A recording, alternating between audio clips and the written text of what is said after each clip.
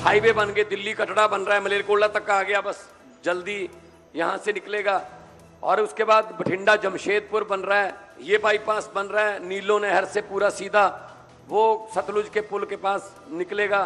और हर किस्म की एयर कनेक्टिविटी, आदमपुर है हमारे पास, बठिंडा है, हलवारा है, मोहाली है, अमृतसर है। मैं बात कर रहा था चंद्रशेखरन जी से कि हमें इधर वेस्टर्न वर्ल्ड की तरफ Toronto, Chicago, San Francisco, Vancouver, अगर आप हमें फ्लाइटें इंडियन एयर इंडिया की और विस्तारा की अगर हमें मिल जाएं तो बुकिंग पूरी नहीं होगी आपसे। इतने ज्यादा पंजाबी जो हैं वो इन देशों में रहते हैं और कामयाब तरीके से रहते हैं, बड़े बड़े बिजनेस उनके वहां पे हैं। तो मैंने इनको रिक्वेस्ट किया, इन्होंने कहा कि बिल्कुल करेंगे, क्योंकि पंजाबी पूरी दुनिया में बसते हैं। पहली बात तो जाते भी वहां हैं जहां और कोई जाता ही नहीं। जब नील आर्मस्ट्रांग जो साइंटिस्ट था अमेरिका का, जब पहली बार चांद पे गया तो उसने बड़ा खुशी खुशी में अपने आप से कहा कि मैं दुनिया का पहला बंदा हूं जिसने चांद पर पांव रखा है। अमेरिका का झंडा ऐसे लगाया, उसने कहा थोड़ा घूम के आते हैं। घूमने गया, अगले मोड़ पे एक पंजाबी शेरे पंजाब ढाबा खोले बैठा था।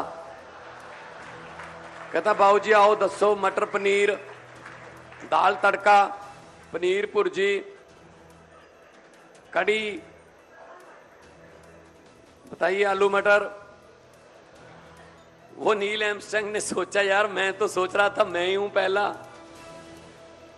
तू यहां कहां, तू यहां कैसे?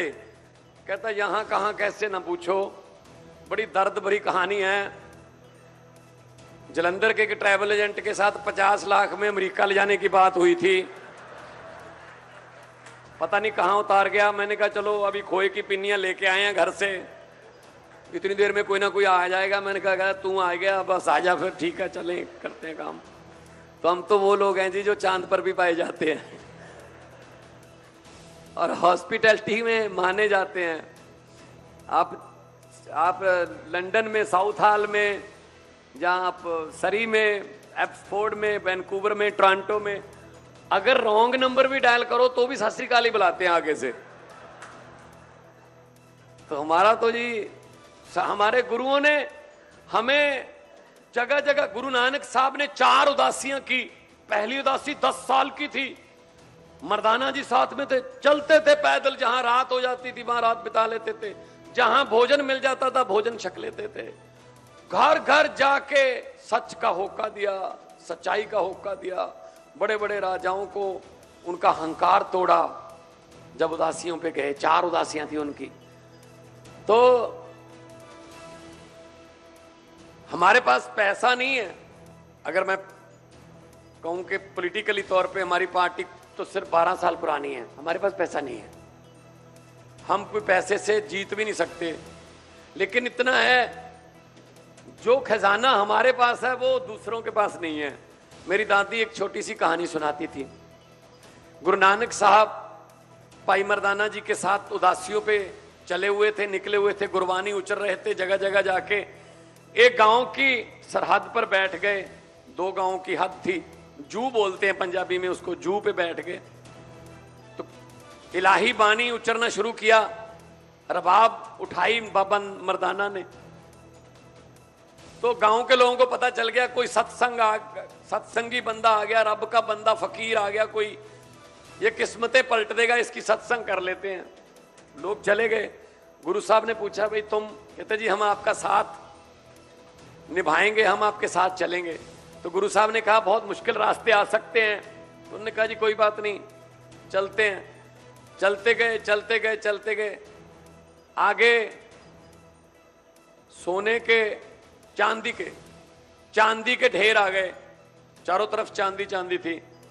तो जिनको चांदी चाहिए थी उन्होंने चांदी उठाई, कहते गोली मारो सच को, अपना काम बन गया। काफिला आधा रह गया। तो गुरु साहब ने पूछा जी आप? कहते जी हम चांदी वाले नहीं, हम तो आपके साथ चलेंगे। कहते देखो आप गृहस्थी जीवन वाले हो, आपसे चला नहीं जाएगा, रास्ते मुश्किल आ सकते हैं। कहते आने दो। चलते गए चलते गए चलते गए, आगे सोने के ढेर आ गए, चारों तरफ सोना ही सोना। तो जिनको सोना चाहिए था उन्होंने सोना उठाया, कहते चांदी वालों से अच्छे रह गए, थोड़ी देर हम सब्र कर गए, हम सोने से लथपथ हो गए, सोने से निहाल हो गए, बंदे 10 रह गए जी। तो गुरु साहब ने पूछा भी आप? कहते जी हम सोने चांदी वाले नहीं, हम तो साथ ही चलेंगे। तो गुरु साहब ने कहा रास्ते में मुश्किल आ सकते हैं। कहते आने दो। चलते गए चलते गए चलते गए, आगे हीरे मोतियों के ढेर आ गए।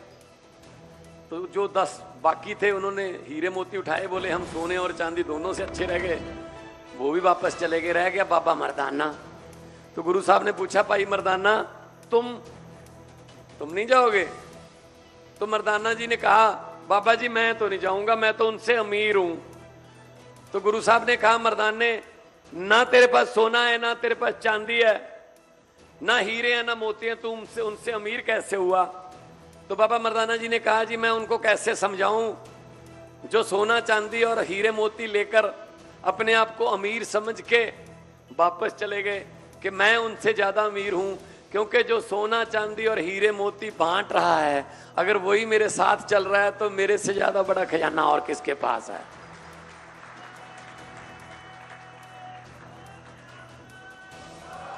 सत श्री अकाल।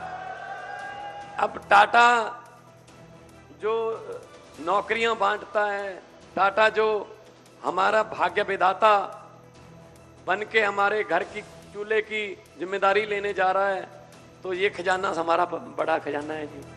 और मतलब बच्चों को काम मिलेगा और घर में खुशहालियां आएंगी और सब कुछ पंजाब रंगला पंजाब बनेगा।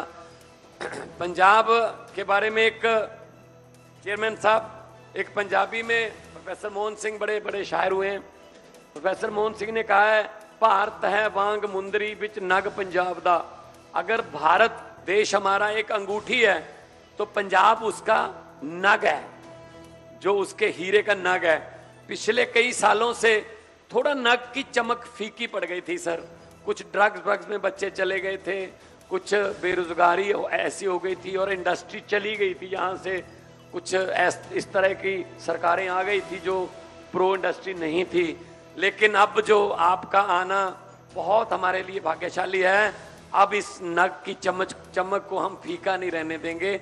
नग चमकेगा तो मुंदरी का, तो अंगूठी का मोल बढ़ेगा। ये हमारा वादा है। पंजाब नंबर 1 बनेगा तो देश भी नंबर 1 बनने से कोई रोक नहीं सकता, देश को ना नंबर 1 बनने से। क्योंकि हरी क्रांति आई तो सबसे ज्यादा पंजाबियों का योगदान।